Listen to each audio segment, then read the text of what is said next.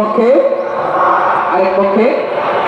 ওই খেলায় জিতেছিল জাপান, জিতেছিল 22 সালে এই ফিফা ওয়ার্ল্ড কাপে জাপান ফুটবল খেলায় জিতে as a part of their celebration তারা খেলার পরে পুরো স্টেডিয়ামটাকে ক্লিন করে। The fan base of Japan, lakh lakh মানুষ খেলা দেখতে যায়, তো এত ডাস্টবিনও তো নাই, তো যারা ডাস্টবিনে জায়গা পায় নাই তারা এই যে চকলেটের প্যাকেট, পানির বোতল, চিপসের প্যাকেট তারা এদিকে সেদিকে রেখে দিয়েছে।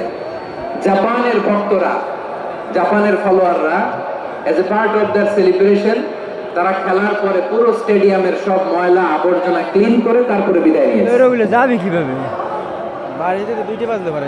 তাদেরকে কি ক্লিন করার দায়িত্ব দেওয়া হয়েছিল?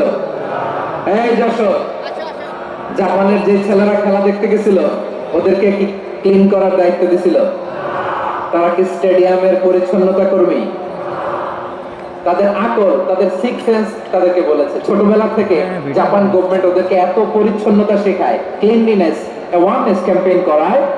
ক্লাসে আমি দেখেছি, ক্লাসে নিজের বেঞ্চ নিজে মুছে, ক্লাসের মাঝখানে একটা সময় দেয়, নিজের টেবিল নিজে মুছে, নিজের ক্লাসরুমটা নিজে পরিষ্কার